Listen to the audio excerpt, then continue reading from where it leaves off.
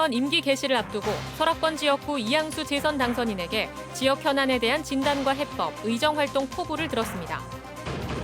동해안 발전업체들 대부분이 지난해 흑자 경영을 한 것으로 나타나 왜 신규 발전소 건설에 매달리는지 짐작할 수 있습니다. 동해시가 묵호항 재개발 2, 3단계 사업을 통합 추진하는데 선결 과제가 적지 않습니다.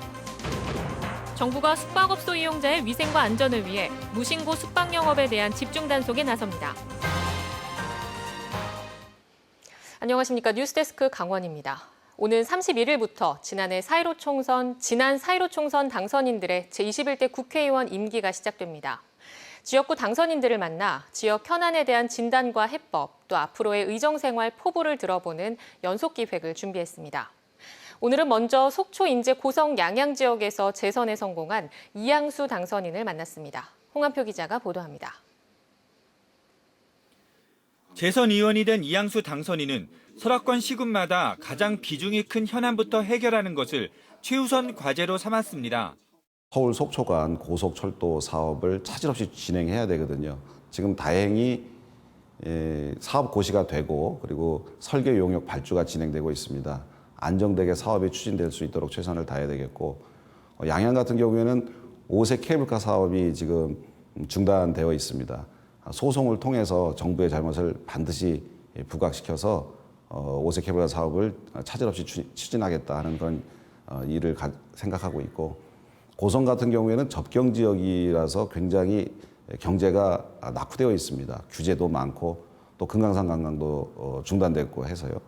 이 접경 지역에 국가로부터 더 많은 예산을 확보해서 규제도 혁파하고 예산 지원도 확대해서 접경 지역의 경제를 활성화시켜야 되겠다 이런 생각을 가지고 있고, 인제 같은 경우에는 44번, 46번 국도가 굉장히 지금 통행량이 줄어들고 또 지역 경제가 어려워지고 있는 상황입니다.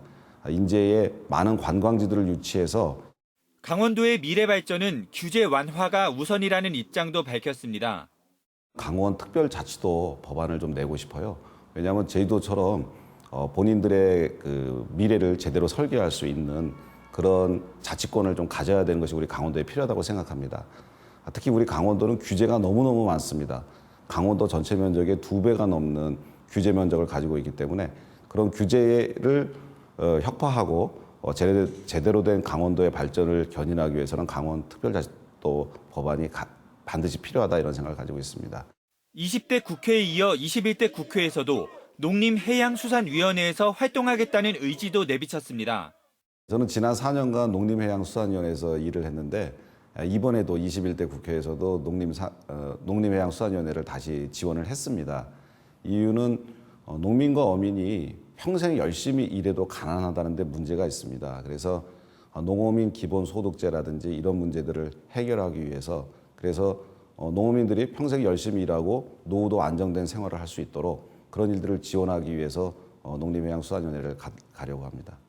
20대 국회에서는 여야의 극렬한 대치로 국민들께 실망을 끼쳐드렸다며 야당 의원으로서 21대 국회에서는 상생과 협치의 모습으로 다가가겠다고 밝혔습니다. MBC 뉴스 홍한표입니다.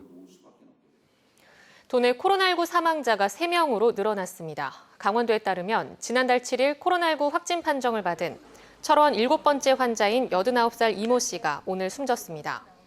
이에 따라 코로나19 도내 사망자는 태백 사후 확진자, 철원 70대 여성에 이어 3명으로 늘었습니다. 한편 도내 코로나19 누적 확진자는 현재 56명이고 격리 입원 환자는 5명이 남아 있습니다. 현재 강원 동해안에는 4곳의 화력발전소가 가동 중이고 2곳이 건설 중입니다. 발전업체들 대부분이 지난해 흑자 경영을 한 것으로 나타나 왜 신규 화력발전소를 지으려고 하는지 가늠할 수 있습니다. 이용 기자가 보도합니다. 동해안에서 화력발전소를 운영하는 공기업 3곳 가운데 2곳이 지난해 경영 흑자를 기록했습니다. 강릉 영동 화력발전소의 운영사인 남동발전은 지난해 410억 원의 당기 순이익을 냈습니다. 동해 화력발전소 운영사인 동서발전도 지난해 566억 원의 당기 순이익을 냈습니다. 2곳 모두 1,000억 원 이상의 영업이익을 내며 흑자 경영의 성과를 올렸습니다.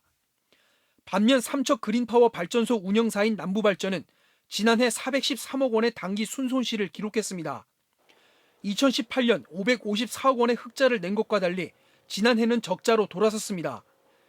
영업이익이 크게 줄진 않았지만 회계기준 변경으로 인한 부채 이자 발생과 환율 변동에 따른 환전 손실 등 금융 문제 때문으로 분석됐습니다. 이들 공기업의 영업 수지는 동해안 발전소 외에 다른 지역의 화력 발전소 운영까지 포함한 수치입니다. 민자 석탄 화력 발전사도 현재 가동 중인 곳은 좋은 경영 실적을 냈습니다. 2017년부터 부평 화력 발전소의 상업 가동을 시작한 GS 동해전력은 지난해 758억 원의 당기 순이익을 냈습니다. 안정적인 영업이익과 우수한 재무 구조 등을 기반으로 꾸준히 경영 흑자를 기록하고 있습니다. 안인 화력발전소 운영사인 강릉 에코파워와 삼척 화력발전소 운영사인 삼척 포스파워는 지난해 각각 37억 원과 52억 원의 당기 순손실을 기록했습니다. 아직 발전소를 가동하지 못해 매출이 발생하지 않고 있기 때문입니다. 현재 발전소를 가동 중인 기업들 대부분은 흑자 경영을 하고 있지만 석탄 발전에 대한 정부의 규제 정책이 앞으로 관건입니다. 최근에 이제 코로나 이런 거를 감안하면 조금 더 하향 조정될 여지는 상대적인 영향이 어떨 거냐라는 거는 이제 업체마다 제품 구조에 따라 조금씩 다르거든요. 전문가들은 정부가 신규 석탄 발전소 건설을 금지하고 노후 발전소를 폐지하는 등 관련 정책을 비우호적으로 추진하면서 향후 발전업계의 수익성이 악화할 가능성이 있을 것으로 보고 있습니다. MBC 뉴스 이용입니다. 동해시는 묵호항의 항만 기능을 재배치하는 재개발 사업을 장기 도시발전 계획으로 추진하고 있습니다. 1단계 사업은 끝났는데 본격적인 2, 3단계 사업을 추진하기 위해서는 선결 과제가 적지 않습니다. 김영호 기자가 보도합니다. 지난 2013년부터 추진된 묵호항 재개발 사업. 2017년에 1단계 사업으로 무역항의 보안구역을 축소해 주차장 등 친수 공간을 조성했고 여객선 터미널을 이전했습니다. 3만 5천여 제곱미터 항만 공간이 관광 배후 부지로 탈바꿈했습니다.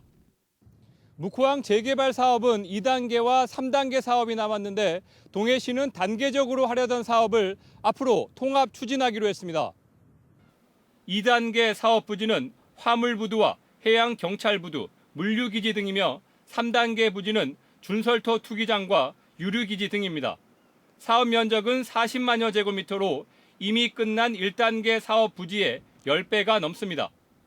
묵호항은 시멘트와 각종 광석 등 연간 140만 톤가량의 화물을 처리하고 있고 화물 열차로 육지까지 수송하고 있습니다.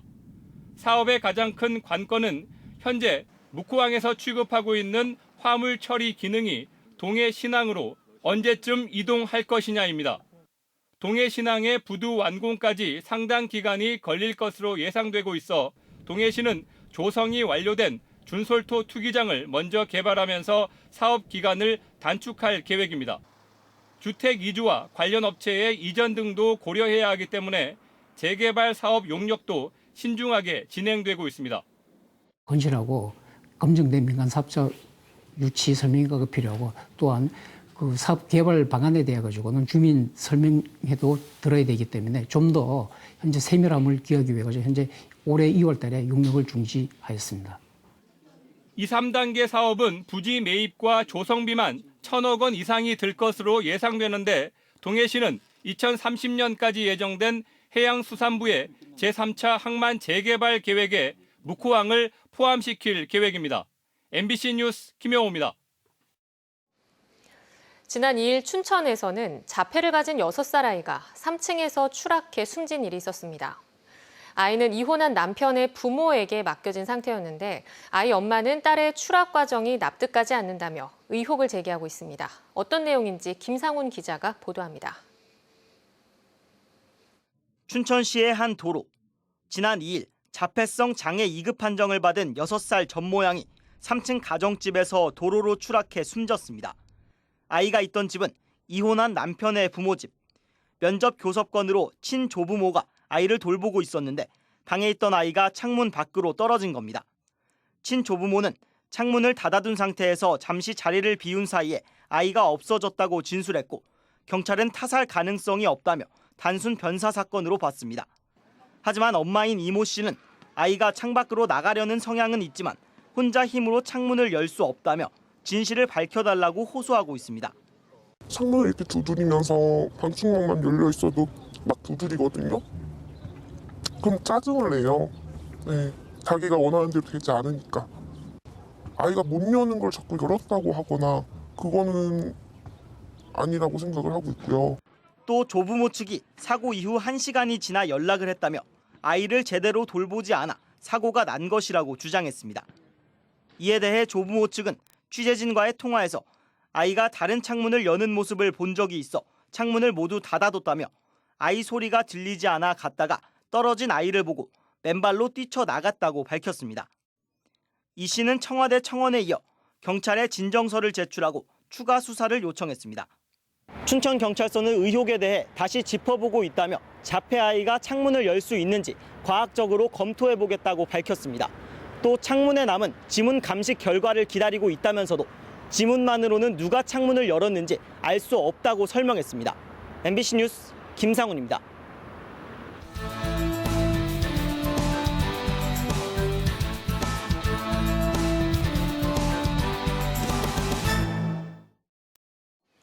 정부가 숙박업소 이용자의 위생과 안전을 위해 무신고 숙박 영업을 단속합니다.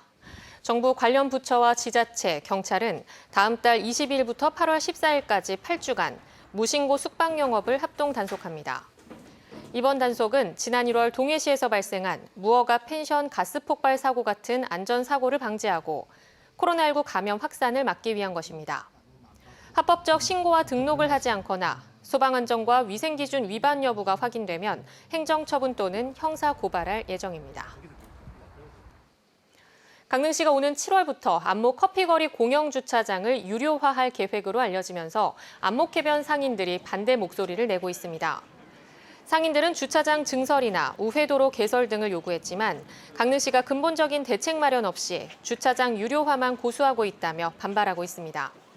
한편 강릉시는 또 시외버스터미널 옆 주차장도 유료화할 계획입니다. 양양과 부산으로 가는 항공 노선이 다시 생깁니다. 티웨이 항공은 다음 달 26일부터 양양과 부산으로 가는 국내선을 주 3회 운항하기로 했습니다. 신규 취항을 기념해 항공권을 편도 총액 13,900원부터 구매할 수 있는 특가 이벤트도 진행합니다. 티웨이 항공은 양양 광주 노선 운항도 준비하고 있습니다. 한편 양양 부산 노선은 코리아 익스프레스 에어가 50인승을 운항하다가 경영난으로 지난해 말부터 중단됐습니다. 플라이 강원 정상화를 위해서는 강릉시 차원의 지원과 협조가 필요하다는 주장이 나왔습니다. 윤희주 강릉시 의원은 5분 자유 발언을 통해 플라이 강원을 살리기 위해 강릉시의 재정적 지원과 인근 지자체와의 공조체계 구축, 체류형 관광상품 개발이 필요하다고 주장했습니다. 김미랑 의원은 관광 활성화를 위한 야간 조명에 대한 제언을 주제로 빛 공해를 예방하는 조례 제정과 조명을 이용한 문화관광 콘텐츠 개발이 필요하다고 주장했습니다. 동해시가 관내 CCTV와 비상벨 설치를 확대합니다. 동해시는 상반기 안에 2억 8천만 원을 투입해 생활 밀접 지역과 도시공원 등 안전 취약 지역 20곳에 CCTV 31대와 비상벨 석 대를 설치합니다. 특히 소규모 해수욕장에는 물놀이 안전관리 대응을 위해 CCTV 10대가 우선 설치됩니다. 동해시 안전정보센터는 지난해 안전지능형 CCTV 105대를 설치했으며 범죄 예방과 재난재해 관리 등 255건의 사건 사고를 사전 예방했습니다. 양양문화재단 설립이 본격화됩니다. 양양구는 최근 양양문화재단 임원 추천위원회가 추천한 임원 후보자들 가운데 이사 6명, 감사 1명을 최종 선정했습니다. 양양구는 다음 달 창립 총회를 갖고 강원도에 법인 설립 허가를 신청할 예정입니다. 양양문화재단은 문화예술 공연과 축제 등을 주도하게 됩니다. 속초시가 지역산업 맞춤형 인재 양성에 나섭니다. 속초시는 고용노동부의 2020년 지역산업 맞춤형 일자리 창출 지원 사업으로 해썹 식품 품질 관리인 양성과정과 지역 호텔리어 양성과정을 운영합니다. 해썹 식품 품질 관리인 양성과정은 경력 단절 여성을 대상으로 전문 인력을 양성해 속초 해양산업단지에 취업시키고 호텔리어 양성과정 수료자들은 서랍권 주요 호텔과 리조트에 취업을 연계할 계획입니다. 삼척시가 코로나19 사태로 중단했던 야간과 주말 민원창구 운영을 재개합니다. 삼척시는 코로나19 방역 체계가 생활 속 거리 두기로 전환됨에 따라 28일부터 목요일 야간 민원 창구를 다시 운영하기로 했습니다. 토요일 여권 창구는 7월 4일부터 매월 첫째 주 토요일에 운영할 계획입니다. 강원도가 정부 긴급 재난지원금을 빨리 소비해 위축된 지역 경제를 살리자는 돕고 살리고 나누고 캠페인을 펼쳤습니다. 최문순 지사는 오늘 행정복지센터에서 긴급 재난지원금을 받은 뒤 시장에서 물품을 구입하고 일부는 복지시설에 전달했습니다.